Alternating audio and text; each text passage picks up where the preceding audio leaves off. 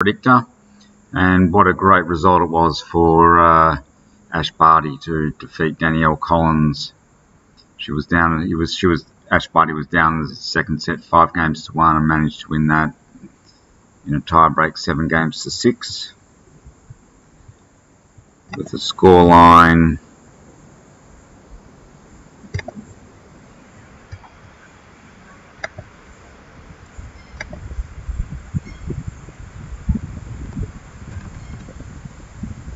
bring up the scoreline.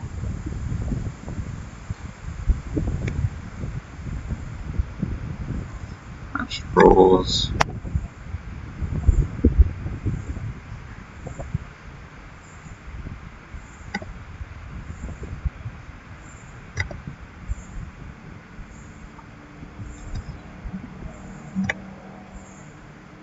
Scoreline 6-3, 7-6. So the tiebreaks score was 7 points to 2 in the tiebreak game in the second set, but she was down 5-1. She was down 2 breaks to serve and managed to come back and win that second set, so she didn't drop a set throughout the whole tournament. But it's been 44 years since an Australian has managed to win an Australian Open title, so great effort by Ash Barty, and that takes her to 3 Grand Slams, winning on all the 3 surfaces: hard court, clay, and of course grass, being Wimbledon champion last year and maintaining the #1 ranked player against Collins, who was seeded 27 for the tournament. Also in the men's doubles, Kyrgios Kokkinakis, the Special Ks, won. Great result for them. If I look at the men's final, Medvedev against Nadal later on tonight.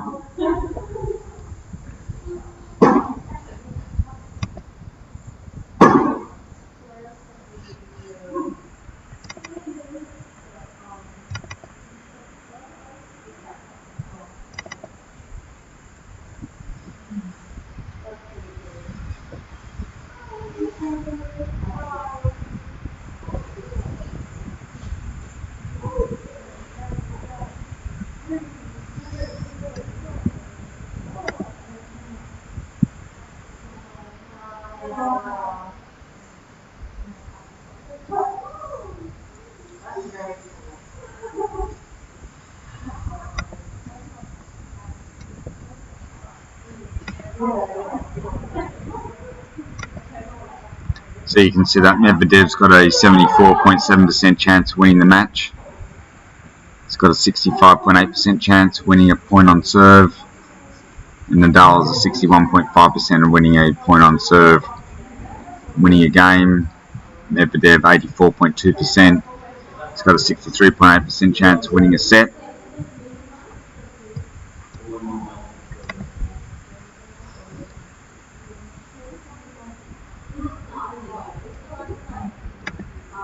Medvedev wins the first set, he's got an 86.2% chance of winning the match. If Nadal wins the first set, Medvedev's 54.2% chance of winning the match. But if Nadal gets up 2 sets to love, then Nadal has a 74% chance of winning the match. If Medvedev gets up 2 love, he's got a 95.3% chance of winning the match. And if Medvedev gets up 2 sets to 1, he's got an 86.9%. Nadal gets up 2 sets to 1. Nadal has a 59.2% chance of winning the match. So Medvedev clearly the favourite after winning the US Open last year. But of course we had Djokovic about 54% chance over Medvedev of winning the match, and Djokovic of course had to retire. Not retire, he was disqualified from playing due to COVID reasons.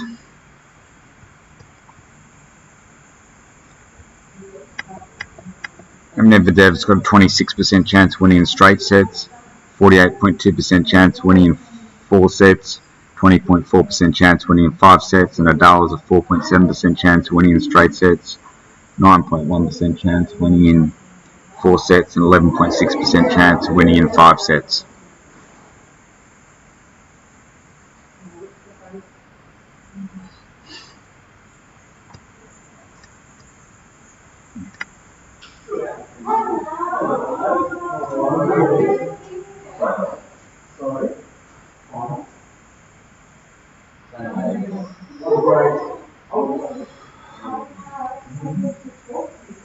Getting back to my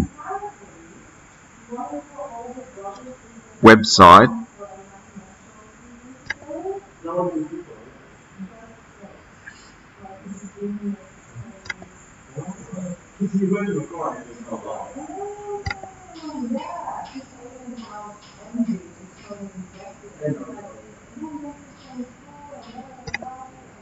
actually if we do a look at the breakdown of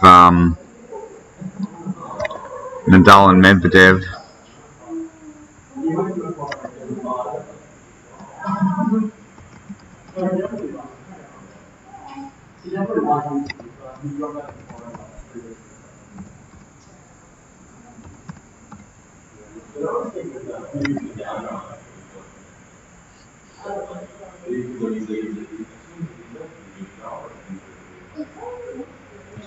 they've played 4 times.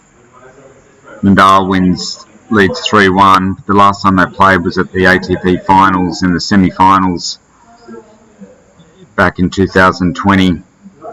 Medvedev won 3-6, 7-6, 6-3. But Nadal won Montreal back in 2019 in the finals on hard court, 6-3, 6-love. He won the US Open in the final 2019, 7-5, 6-3, 5-7, 4-6, 6-4. He won a round robin match at the ATP finals in London 2019, 6-7, 6-3, 6-4. And that was on an indoor hard court surface. And the recent match 2020 lost in the semi-final on an indoor hard surface. So Nadal leads 3 matches to 1, 2-love on hard court, 1 each on indoor hard court surface in finals. Nadal leads 2-love, semi-finals. Medvedev leads 1-love, tie breaks. Medvedev's won 2, Nadal's only won 1 tie break. Best of 3, Nadal leads 2-1, and best of 5. Nadal leads 1-love, of course winning at the US Open final back in 2019.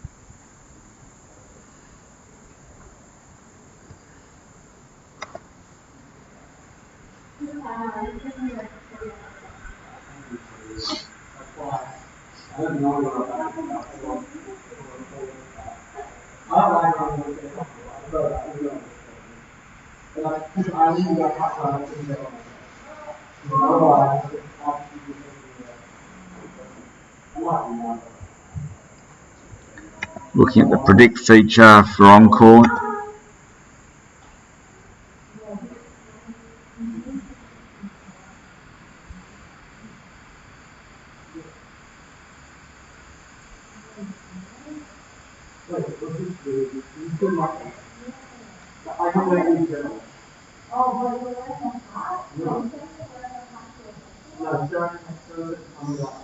Nadal's actually got a 65% chance of winning. That's a big swing. Here I'm giving Medvedev a 74.7% chance to win the match. And on court give Nadal 65.1% chance of winning the match. So that's a very big swing. If we look at the match statistics under matches, compare match facts. This is on oncourt.info.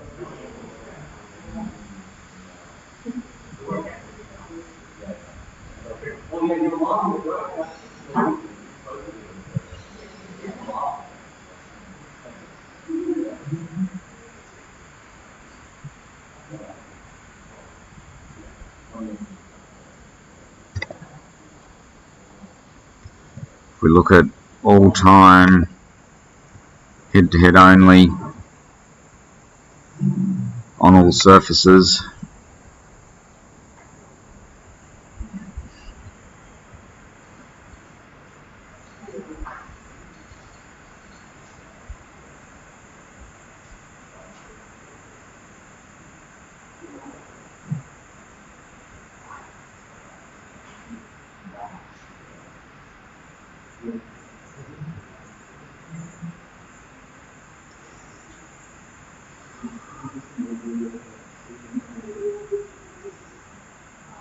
got Nadal winning 65.5%, Medvedev at 62.5%.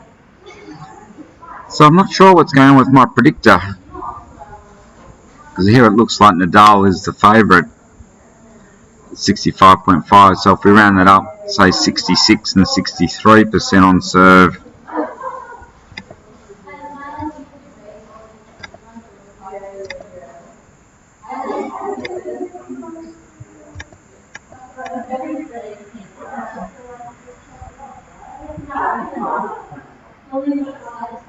ah, 66, 63. I've actually got Nadal at 67.9% chance of winning the match. So what's going on with my predictor? I'm not quite sure. Maybe if we look at just hard court, all-time head-to-head played on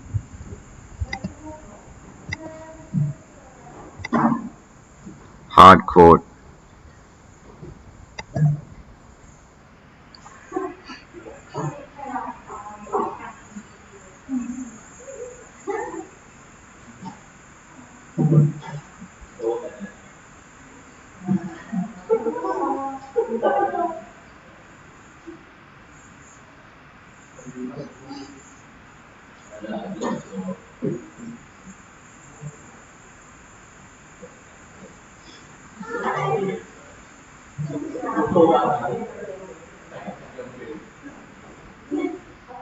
Actually got Nadal at 68.8 and Medvedev 58.9. So that's an example where something's going on with my predictor. I'm not quite sure whether there's an error. I'm not quite sure. It does look like Nadal is the clear favourite based on these serving statistics. But I guess more recent form, and in fact that Medvedev won the more recent match. So based on more recent form, that's maybe why Medvedev is, yeah, that sort of makes sense. Medvedev is a bit more dominant over Nadal. If you just look at the past,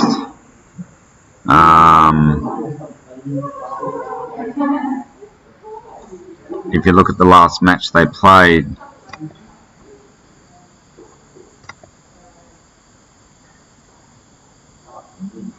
on head-to-head,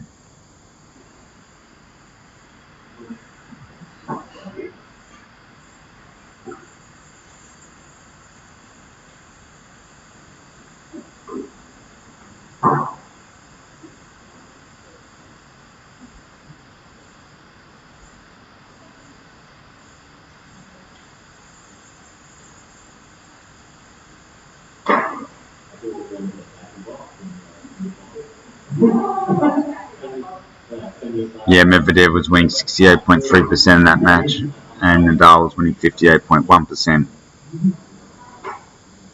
of points on serve. Medvedev was clearly hitting more aces, 0.84 aces per game. Nadal was only hitting 0.19 aces per game. Double faults are both hitting 0.19. First serve percentage, Medvedev is 69.5%. Nadal 56.4%. First serve win percentage, Medvedev at 77.2, Nadal 74.2. Second serve win percentage, Medvedev up at 48, Nadal 37.3.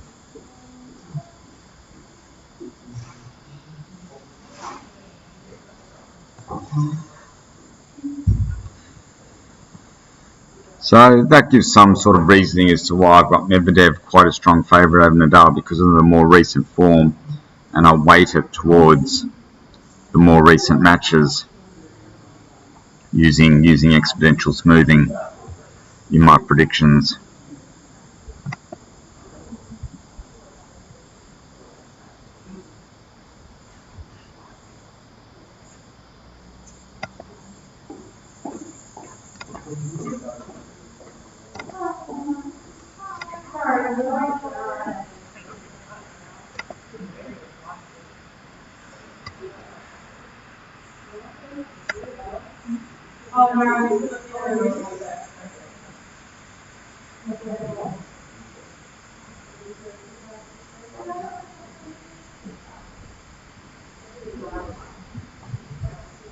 Going to my website, strategicgames.com.au,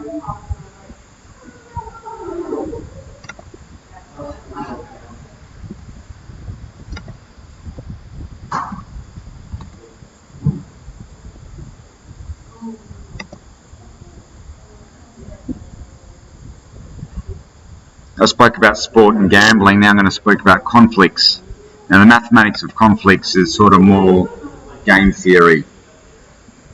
So like your paper, scissors, rock game, that's an example of game theory where you should randomise each strategy of playing paper, scissors, rock, and that gives you the what we call the equilibrium or the Nash equilibrium. The books. Here I've got the Theory of Games and Economic Behaviour, 60th Anniversary Commemorative Edition, by John von Neumann and Oscar Morgenstern. It's going to be noisy. I'm going to move actually.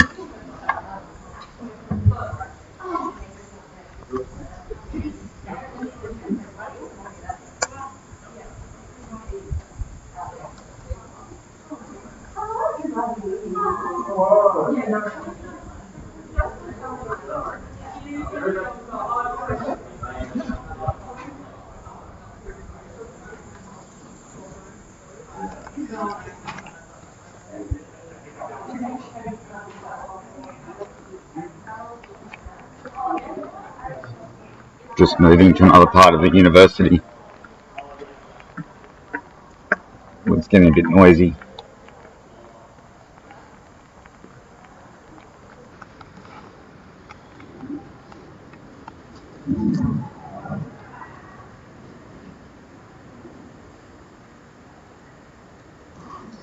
Theory of Games and Economic Behaviour. That was one of the very first books sort of on game theory, and they were sort of the founders of game theory.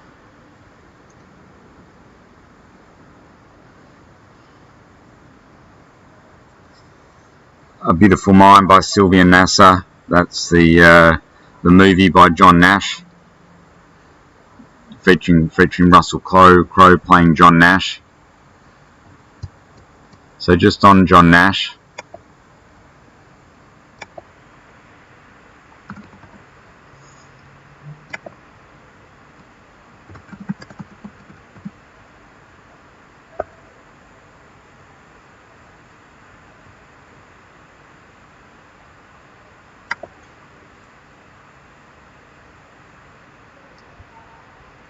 So John Forbes Nash was an American mathematician who made fundamental contributions to game theory, differential geometry, and the study of partial differential equations. Nash's work has provided insight into the factors that govern chance and decision-making inside complex systems found in everyday life. His theories are widely used in economics, serving as a senior research mathematician at Princeton University during the latter part of his life. He shared the 1994 Nobel Memorial Prize in Economic Sciences with game theorists Reinhard Selten and John Hassani. In 2015, he also shared the Abel Prize with Louis Nuremberg for his work on nonlinear partial differential equations. John Nash is the only person to be awarded both the Nobel Memorial Prize in Economic Sciences and the Abel Prize.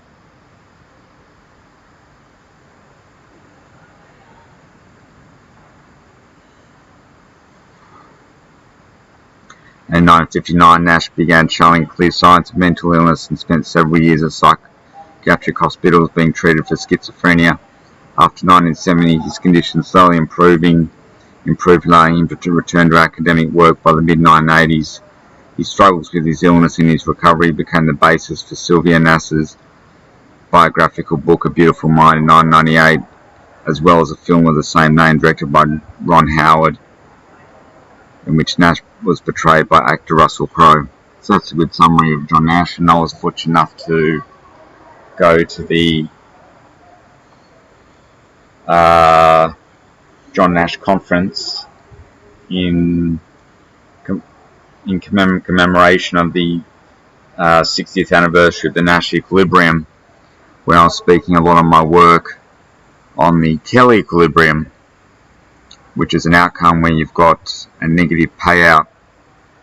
In other words, the stronger player should be willing to accept less of the expected amount given by the Nash equilibrium, given that they run the risk of actually losing money if they were to play the game out simultaneously.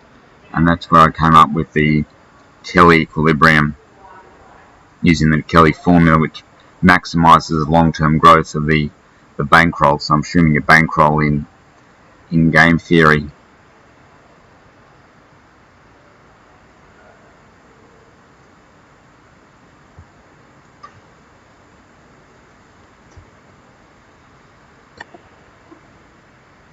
Game Theory and Strategy by Philip Strathland. That's one of the first books which I got at a Dimmick's bookstore, which is a very good book. Prisoner's Dilemma, John von Neumann, Game Theory and the Puzzle, The Bomb by William Poundstone. The Prisoner's Dilemma is an interesting game. I'm going to just talk about that now.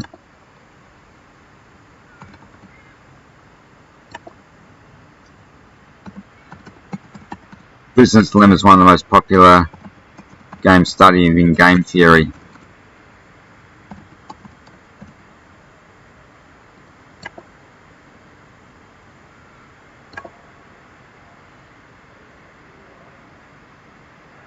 So Prisoner's Dilemma is a standard example of a game analysing game theory that shows why two completely irrational individuals might not cooperate if it appears at their best interests to do so.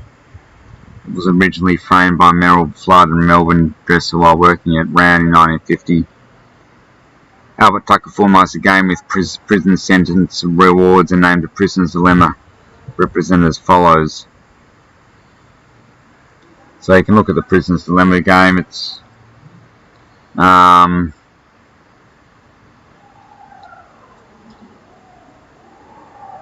so given two players, if they both cooperate, if they both stay silent, in other words, then they get the best payout for each player.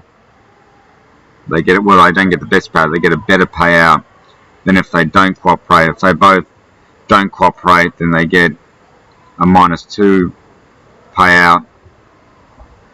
If they cooperate, they both get a -1 payout.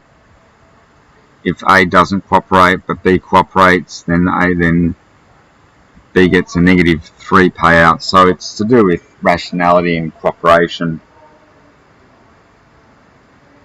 I should say that the tennis serving strategies, which I applied to tennis, on whether to take more risk on the second serve, and if you're just looking at an individual strategy, some players should take more risk. So those players that serve a very high percentage win a high percentage on the first serve, but don't win a high percentage on the second serve, might actually take more risk on the first serve. They might take more risk on the second serve and hit a typical first serve in order to win the point, even though they're serving more double faults. And Ivo Karlovic was a good example. He should almost serve 2 first serves against any other player. Goran Ivanisevic, who used to hit a lot of aces on the first serve, should probably have taken more risk on the second serve. But if you'd apply game theory, then a proportion of the time, a bit noisy in the background as you can hear, but if you'd apply game theory, then to taking risk on the serve, then a proportion of the time a player should actually take more risk on the second serve. And that's what I wrote an article on. Even though they're better off serving a typical first and second serve, they should still take more risk a proportion of the time, and that proportion should be randomized. Actually, it should be weighted towards the more important points I actually showed.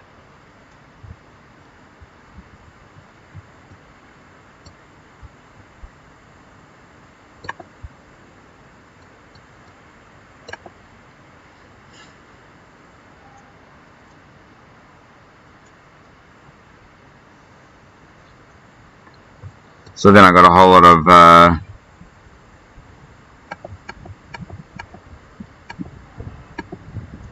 books on game theory.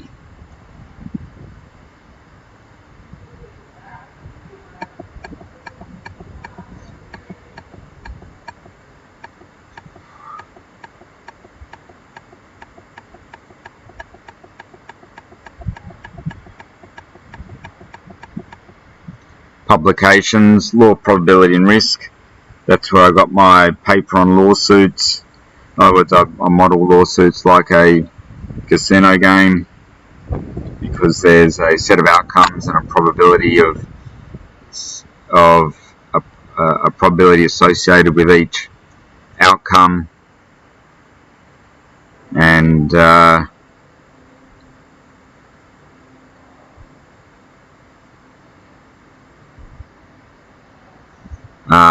of course you've got your negative payout. In other words, the legal costs. So do you have the bankroll to sustain the legal costs if you were to lose in court?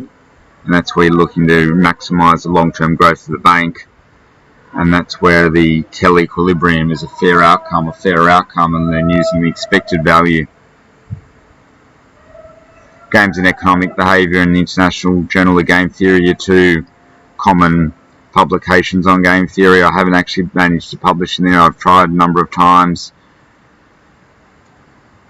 but they're highly competitive journals. The Rand Journal of Economics, also highly competitive, and there's OR Inside, JAWS, the Journal of the Operational Research Society, European Journal of Operational Research, ASOR Bulletin, a whole lot of publications. And for theses, I did a Google search, and I got to about page 35 and gave up. Courses, there's a number of courses you can do on game theory. I thought the Yale course on game theory was quite good.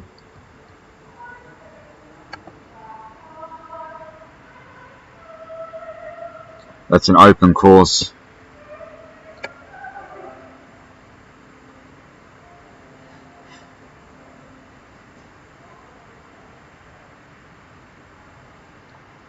It's about 10 megabytes. You can download the course pages.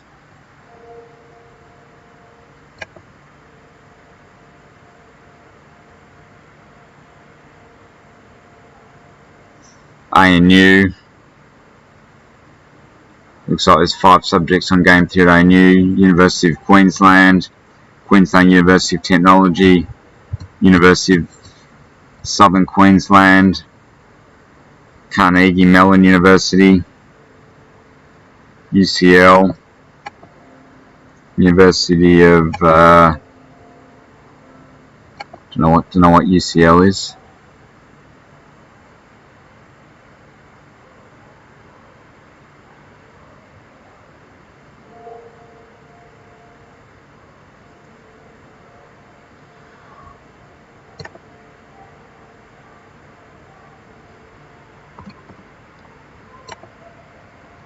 Doing a Google search for UCL. London's Global University.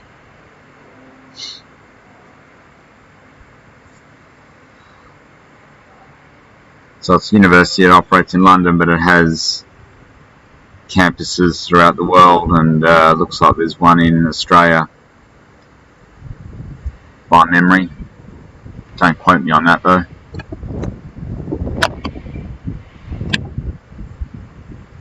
University of Sydney, got a number of courses. The University of Newcastle, Monash University, UTS.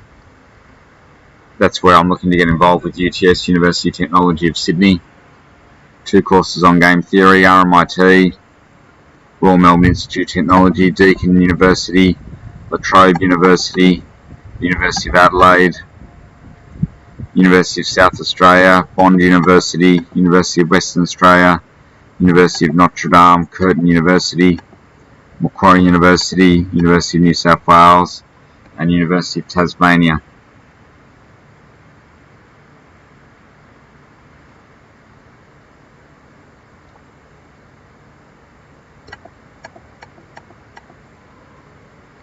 Online content.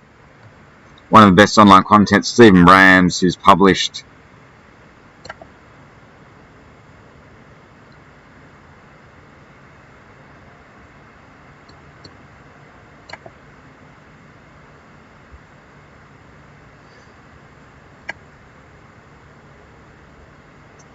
I think he's published about 17 books or something.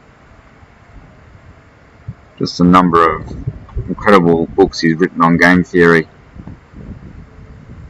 And of course he published on you dispute, divorce settlement, how you split up your assets, and you did some software on that.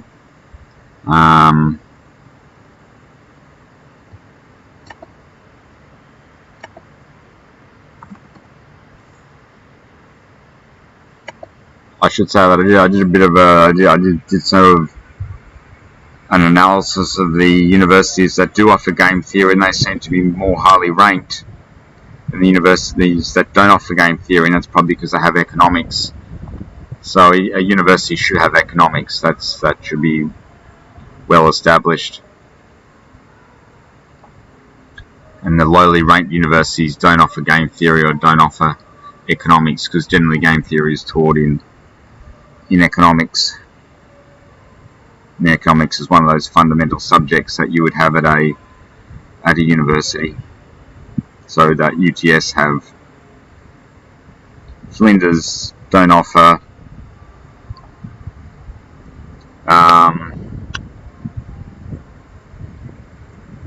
Looks like Flinders don't offer game theory, unfortunately. I was going to do a search on Stephen Brams.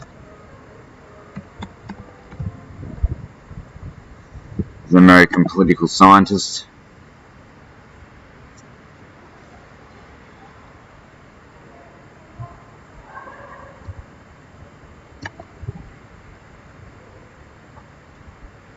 So Stephen Brams is an American game theorist and political scientist at the New York University Department of Politics. Brams is best known for using the techniques of game theory, public choice theory, and social choice theory to analyse voting systems and fair division.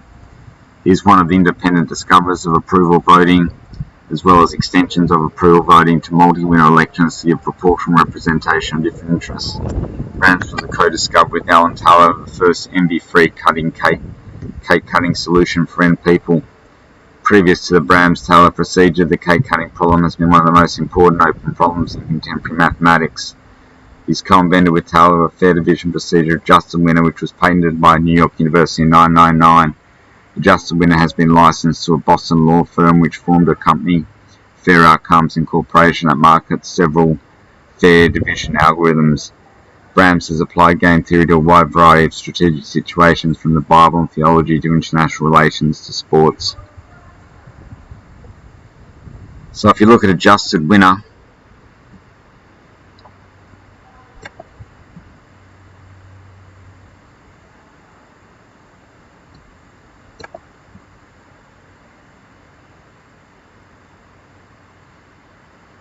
just gone to adjusted winner now, so it's pages.nyu.edu/adjusted winner. And I'm going to try it. What is the first player's name? And against Bob, how many items are divided? 5.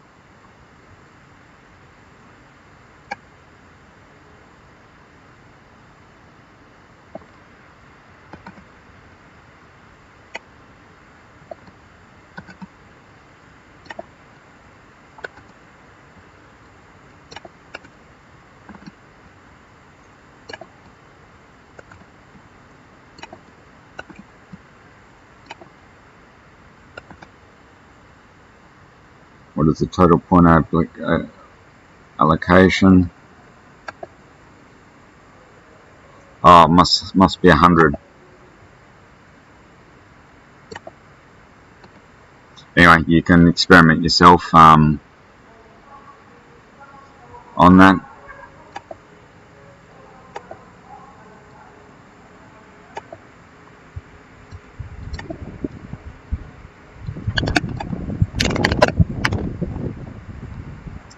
The RMIT Optimization Group, Queensland University of Technology. This is online content. Of course, Beautiful Mind, directed by Ron Howard.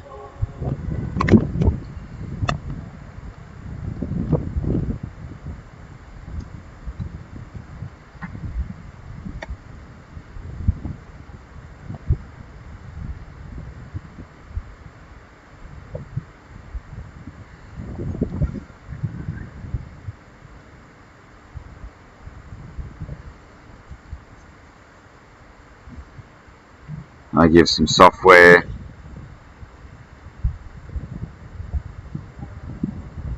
I use my software. I've done some software arbitration, man, civil law disputes, Kell equilibrium, 2x2, zero-sum games, when to fire missile and warfare. So generally when you're studying game theory, you just look at 2x2 games. And when the diagonals give you the greatest amount compared to the other diagonal, then you actually get a mixed strategy. So you should use strategy A with probability of, say, I don't know, 3/7. Strategy B, probability of 4/7 or something like that. And for player B, they might give a strategy of a half and a half. So it gives a mixed strategy. And that mixed strategy is known as the no regret strategy, and also gives a security level. In other words, the other player can't do any better by changing their strategies that you use. So for societies,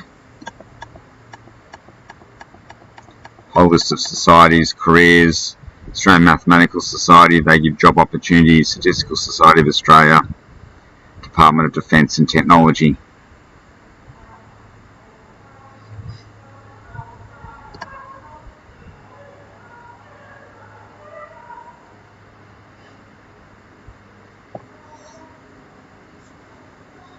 Tennis commentator. So Tristan is a mathematician with a PhD in tennis statistics who has made a career out of predicting sporting outcomes.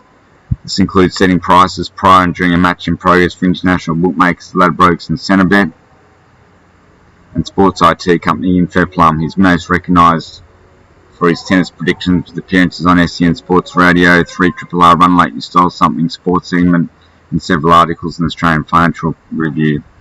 Over a period of 11 years, Tristan co-authored a book, The Mathematics of Tennis, which outlines the mathematical model as well as the predictions model to build a sophisticated tennis calculator in an Excel spreadsheet to obtain chances of players winning as well as match duration for a match in progress. The parameters for the predictions can easily be updated prior to the start of the match through on-court software.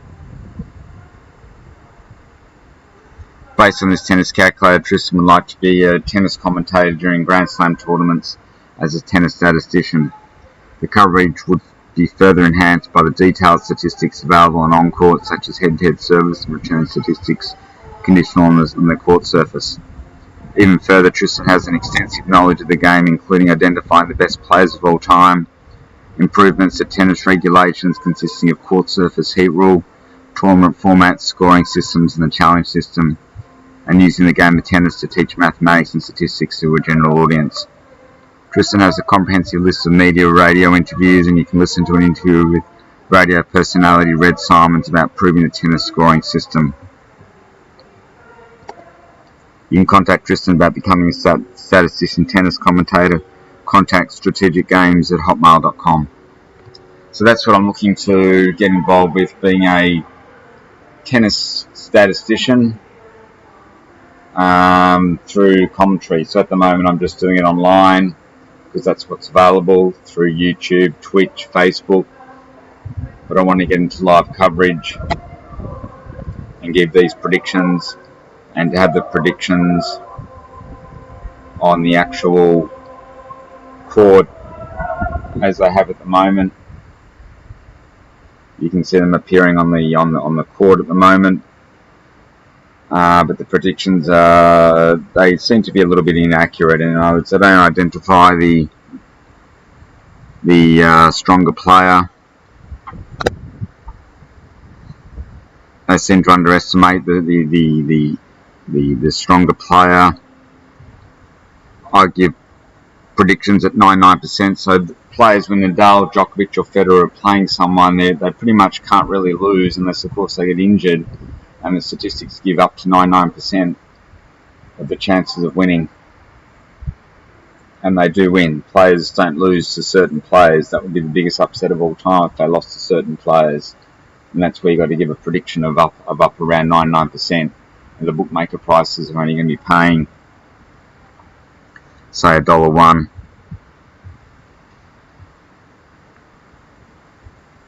I should say the head-to-head.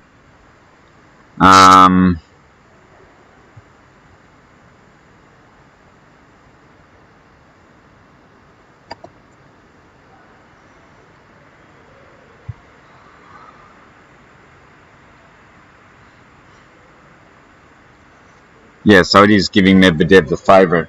He's actually only paying $1.53, whereas the Nadal's paying $2.64.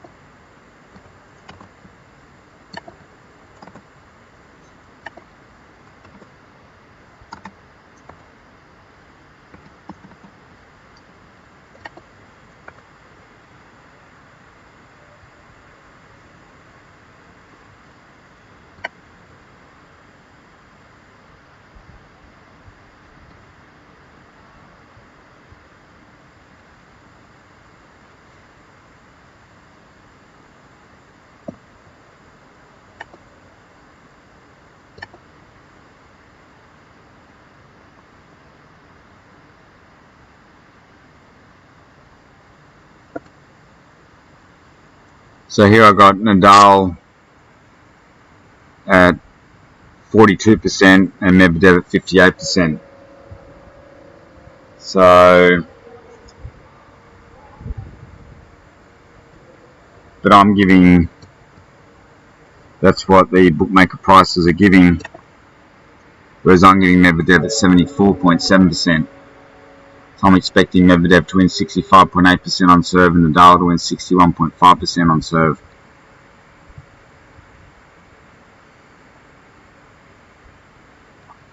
So it'd be interesting how that plays out, and of course Nadal's going for 21 slams, so I'm a bit biased. I want Nadal to actually win, even though he's the clearly the underdog according to on-court and according to my predictions. Not according to on-court, according to the bookmaker prices and my predictions.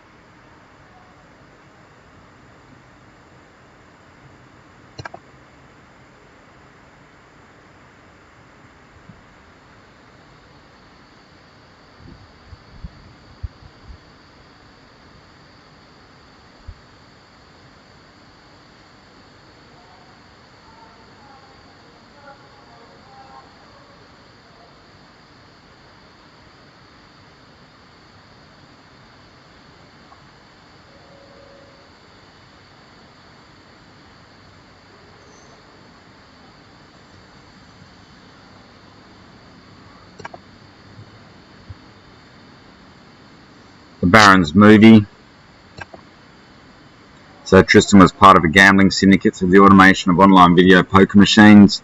It can be argued that automating online video poker is optimally the best gambling game for profit. 1. The whole system is automated. Playing blackjack is labour intensive.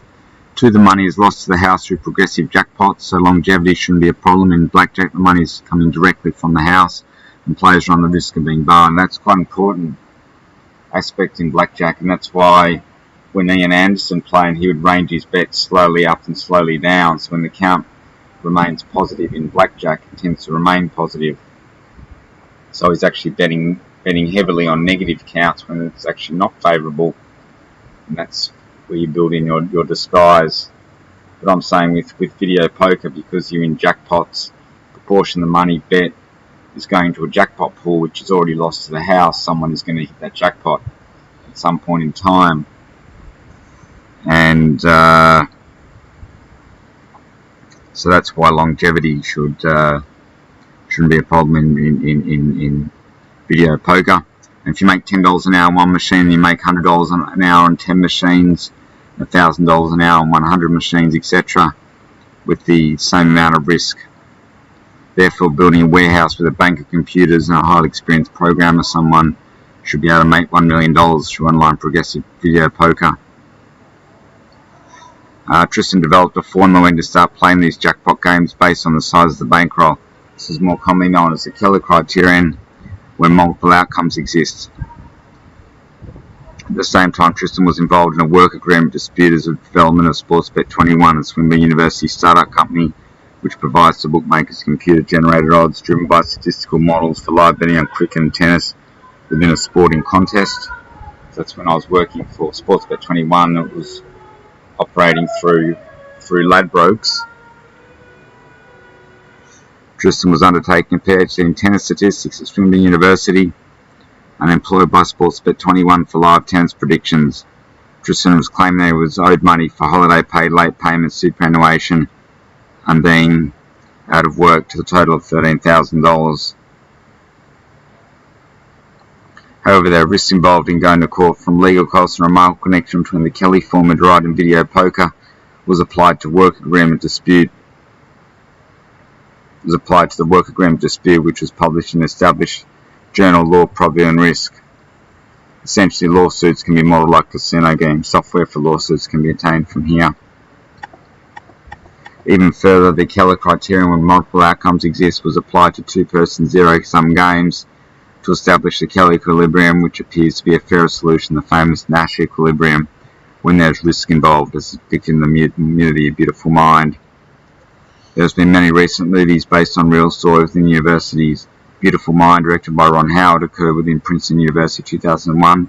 21, produced by Dana Brunetti, Kevin Spacey, and Michael DeLuca, occurred within Massachusetts Institute of Technology 2008. Social Network, directed by David Fincher, occurred within Harvard University 2010, where there's been no recent movie within an Australian university. Tristan is in search of a screenplay writer for a movie based on the above story. This could be relevant to a research student undertaking honours, masters or PhD and hence qualify for their degree. Once the screenplay is written, Tristan will then search for a director and a film production company for funding. Such a movie could potentially transform Swinburne University to a new level. So contact strategicgames@hotmail.com if you're interested in such a proposal. So the team consists of Guy West, a coordinator, Dr. Tristan Barnett, the maths and gaming probability genius, Bill Jordan, the programming genius, Andrew Scott, the professional gambler and backer, Professor James Franklin, risk-taking law expert. So that's a movie which I'm proposing, based on a syndicate which led to a formula which was applied to, in video poker, of the syndicate which was applied to lawsuits. Then I've got my Krishna temple, which you can read about, and I've got the Australian Yoga Party. That's also on the site.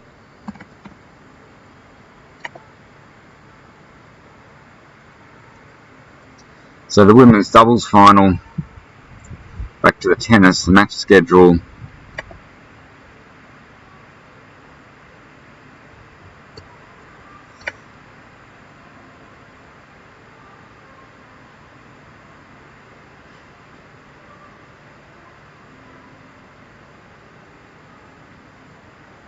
From 3 p.m. is the women's doubles final. Krejcikova and Sinikova played Danny Lena and Habard Maya from Brazil. I can't get the pronunciations right. And then the not before 7:30 p.m. is the big men's final. Nadal Medvedev.